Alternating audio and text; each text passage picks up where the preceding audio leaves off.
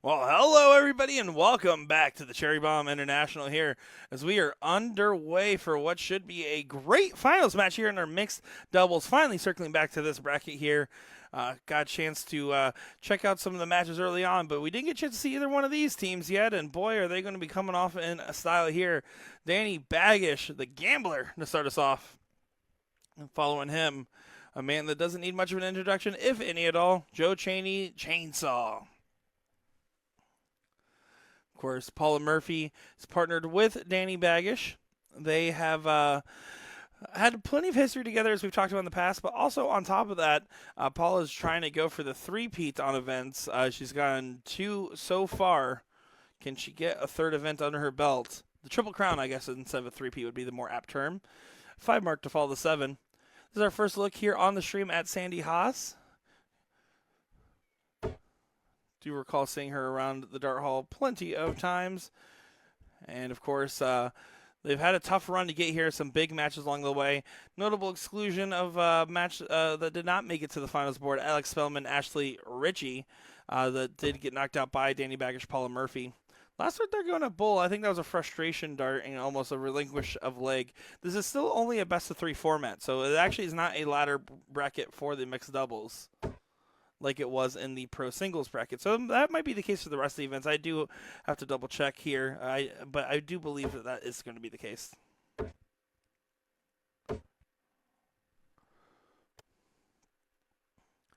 Murphy here, 217 to continue on with the onslaught. Ram Guevara Jr., a.k.a. Scrooston, saying, Nick Dichiria, get off the main stage. Geez, listen, you're right. Those darts were ugly that I was throwing, Men's too. doubles, top 16 match on board 12. We have Jake Pilata Double and ball in the last Doug start there for Murphy. against Robin, Auburn, and Neil Cruise Cartwright. control so far. Neil, Robin, Doug, and Princess. You're up on board number 12. I will say, my roommate Jason Hildebrand, his favorite pro player is Joe Chaney there. He's a big fan of his flights in particular, which is why he always buys all of his fights, because he loves the Chainsaw Man flights. If you watch the anime, you would understand what I'm referencing there. Sandy just trying to regroup herself here and kind of having a little bit of a laugh about it. It looks like, whoa, Paula on the catch there. Commentating the walk up to the Aki.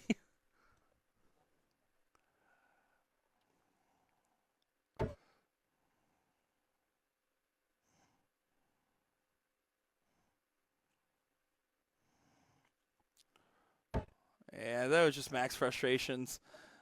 Kind of having a laugh with Danny. Single bull, trip 16, trip 15. Was going for the bull first. Now just going to grab those 16s.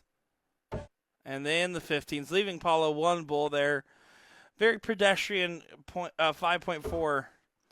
And Chaney, honestly, what he needs to be considering right now is how can I snap out of it for the next leg, right? I mean, that's all you're going to be thinking about. There's no disillusion here of where this leg is going.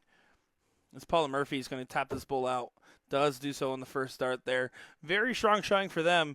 And Chaney and Sandy here are going to have to bring it in at this next Men's leg. doubles, top 16 match. Chaney does get a single bull there.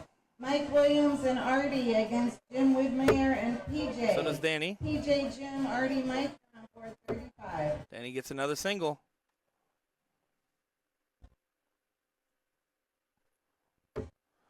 So does Chaney. Chaney, they keep asking the chalker to pull the darts, and then he almost autopiloted it and still gets a single there.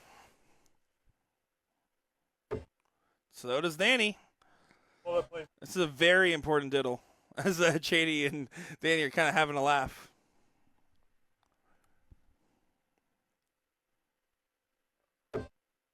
Another single bull.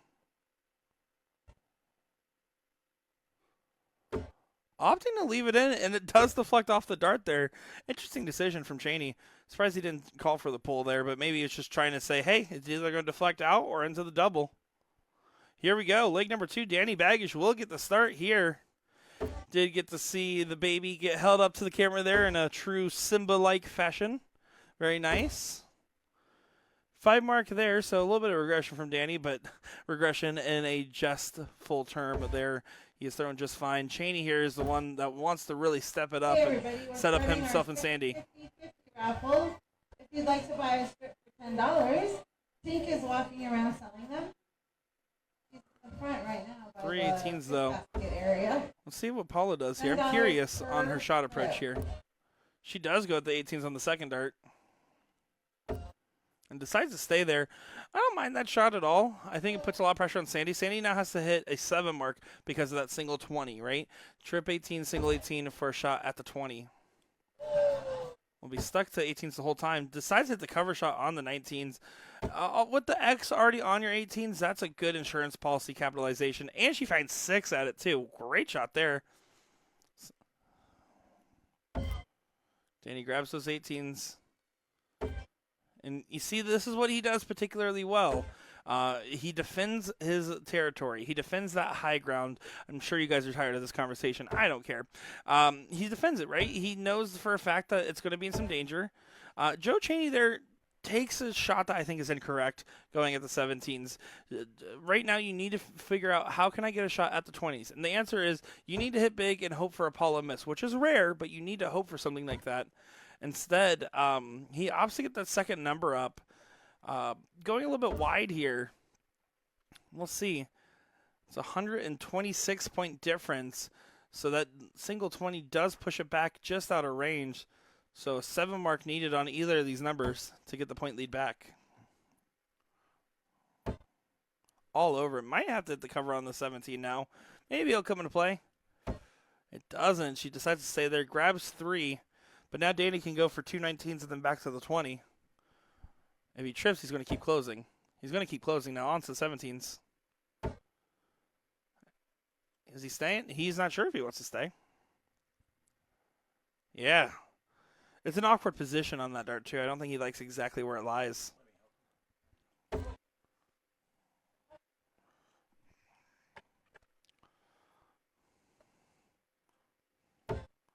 So what can Chaney do? We haven't seen the chainsaw rev up yet. That helps the cause, but it doesn't fix the problem here. Problem is Paula Murphy just needs 2 single 17s and a single 20. She's looking up. Now switching down. Big single on the 17 here. Does get in. Happy with that efficient 3 mark, and she should be. I mean, that's exactly what you're going to do. You're only going to take 2 darts at that 17. You don't want to have only a 1-point lead. So she does make sure she gets a little bit more points before considering the shot there. Good stuff from Murphy. Just a single there from Haas means Baggish here. If he can hit the 6 mark on the 16-15, they're golden. Awkward dart on the 16, trying to get around it. Just going to focus on getting this closed now. 3 big singles. Not going to be too happy with it. Very pedestrian round, but also very much not getting pressed in that kind of way. So they're doing more than fine at the moment here.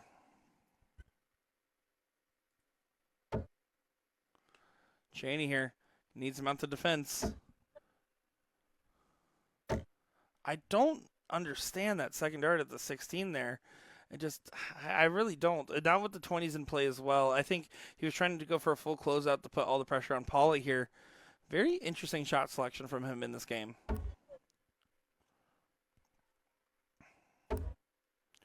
Oh, Paula, that's a big second dart. She's going to stay. Yeah, finds 5. Right now, she's like, all right, Danny's going to keep doing Danny stuff. If he approaches with a point lead, we get 2 houses in a point lead going into the Bulls because he will close those 15s. And that's the entirety of the logic behind that shot. It's about taking the capability away from your opponent rather than always just focusing on what is the most efficient shot.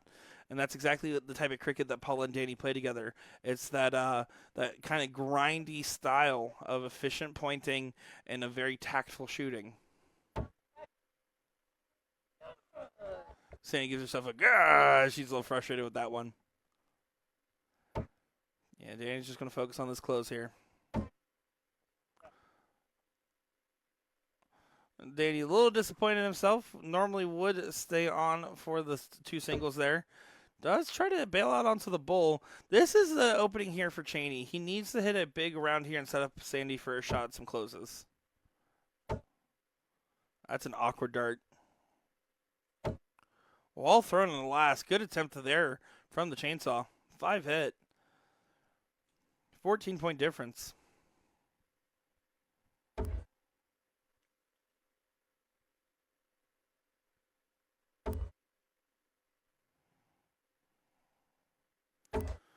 Probably her frustrations lie in the fact that she wanted to get a shot for that 3 mark potentially. She's not going to. This is a big 9 mark opportunity, right? It's a must hit. Not going to go.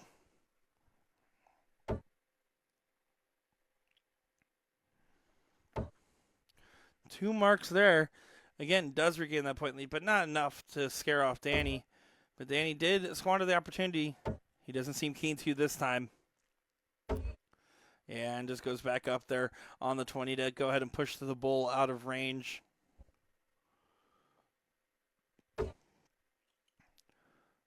$36-point difference. Chaney doing the math. Is going to take the swing. Now going back to the bull. I really do love that if you hit the first start double bull there, then it makes it a 3-3. He has to swing for that 8 mark, and that's a well done swing. Just doesn't go his way.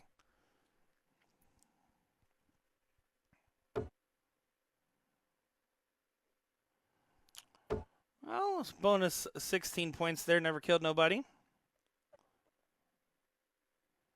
Yes, Paula says by the board mic. At least I got points out of it.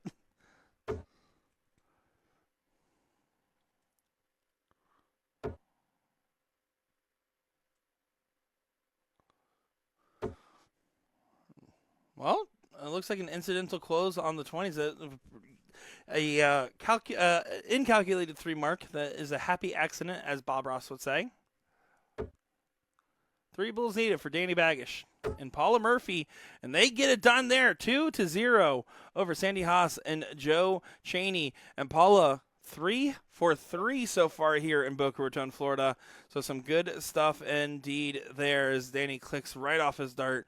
Well thrown. He already knew it was going in after that left his hand, but before it hit the board.